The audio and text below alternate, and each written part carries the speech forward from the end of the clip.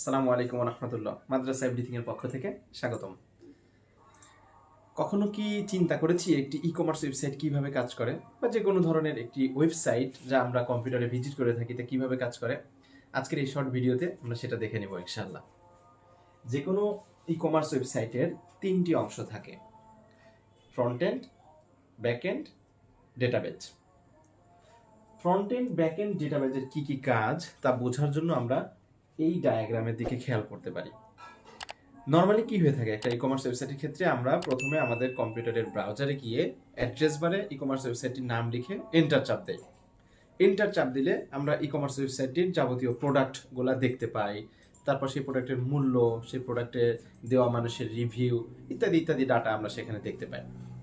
তো কম্পিউটারে যখন আমরা ওয়েবসাইটটি ভিজিট করি ব্রাউজার দিয়ে, তখন ব্রাউজারে যে জিনিসগুলো আমরা দেখতে পাই, যে নান্দনিক ডিজাইন, নান্দনিক ভিউ, এটা মূলত ফ্রন্ট এন্ড।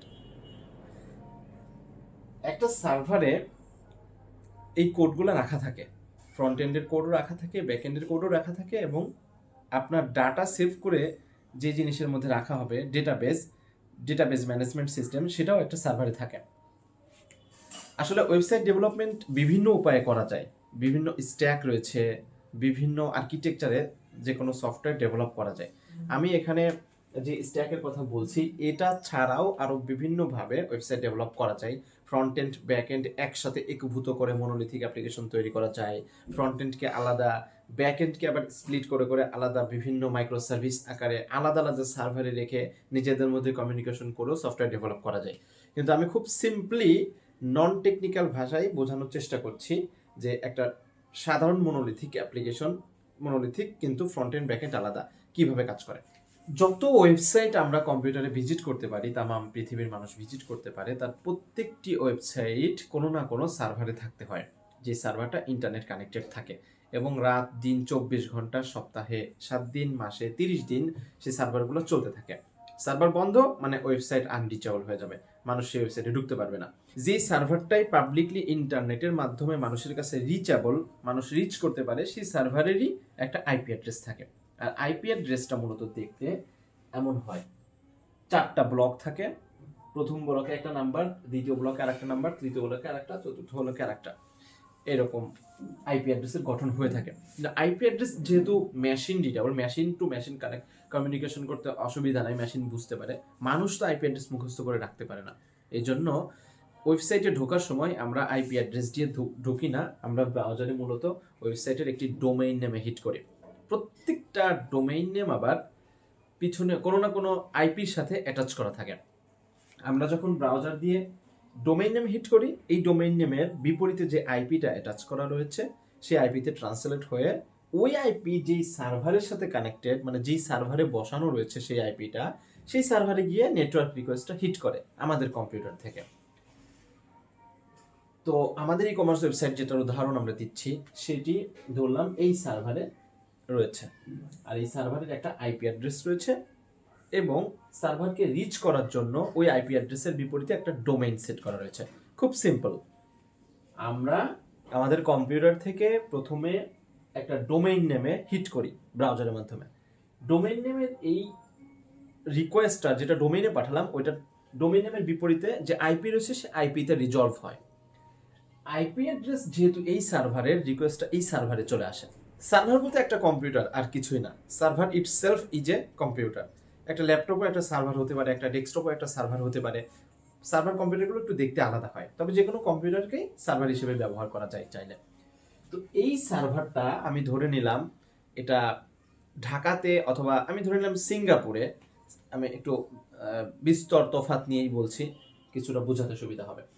সিঙ্গাপুরের কোন একটা ডেটা সেন্টারে এই সার্ভারটা রয়েছে, যেখানে আপনি যে ই কমার্স ওয়েবসাইটে ঢুকছেন সেই ই কমার্স ওয়েবসাইটের কোডগুলা রাখা রয়েছে। তো সিঙ্গাপুরের এই সার্ভারটার মধ্যে খুব সিম্পলি যদি বলি, 3টা অংশ থাকে এই ই কমার্স ওয়েবসাইটের জন্য: ফ্রন্ট এন্ড, ব্যাক এন্ড এবং database.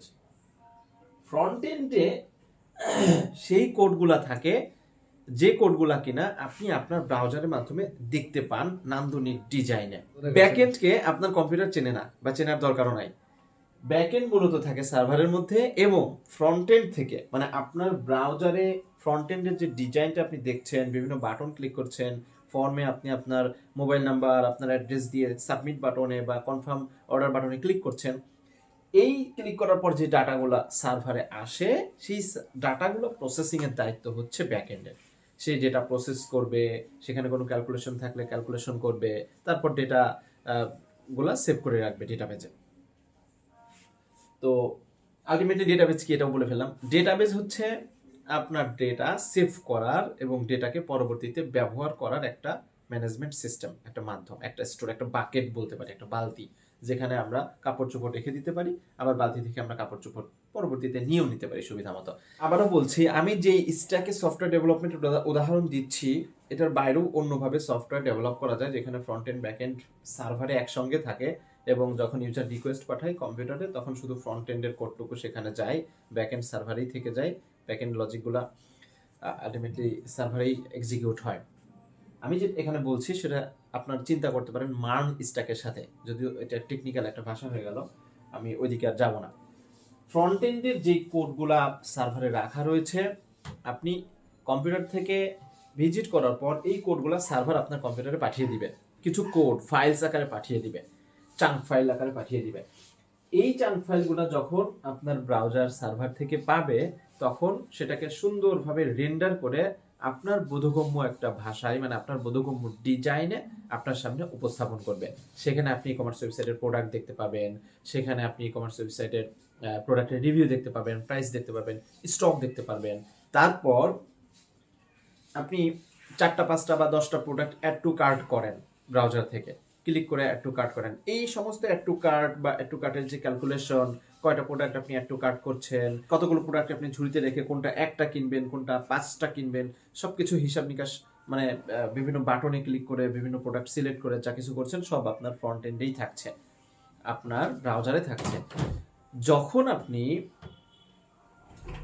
Product add to cart করার পর আপনার অ্যাড্রেস, মোবাইল নাম্বার, আপনার নাম, আপনার ঠিকানা, যাবতীয় ডাটা দিয়ে কনফার্ম অর্ডার বাটনে ক্লিক করবেন, ঠিক সেই মুহূর্তে আপনার ব্রাউজার এই ডেটাগুলোকে সার্ভারের ব্যাকএন্ডের কাছে পৌঁছে দিবে, যে নাও তোমার ডাটা, তুমি যা ইচ্ছা তাই করো। ব্যাকএন্ডে পূর্ব থেকেই ডেভেলপার কোড করে রাখে যে কনফার্ম অর্ডারের জন্য যেই ডাটাগুলো আসবে আমাকে এই প্রসেসিং করতে হবে।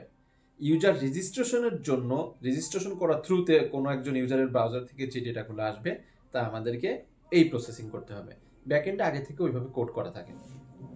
তো যখন ব্রাউজার আপনার কনফার্ম অর্ডারের যাবতীয় ডেটাটা ব্যাকএন্ডকে পাঠিয়ে দিল, ওই একই কথা, আইপি অ্যাড্রেসের মাধ্যমে সার্ভারকে চিনবে, আইপি অ্যাড্রেস পর স্ল্যাশ দিয়ে, অথবা ডোমেইন নেম আইপি অ্যাড্রেসটা একই কথা, ডোমেইন নেমে লিখলেও আইপি অ্যাড্রেসে ট্রান্সলেট হয়ে যাবে।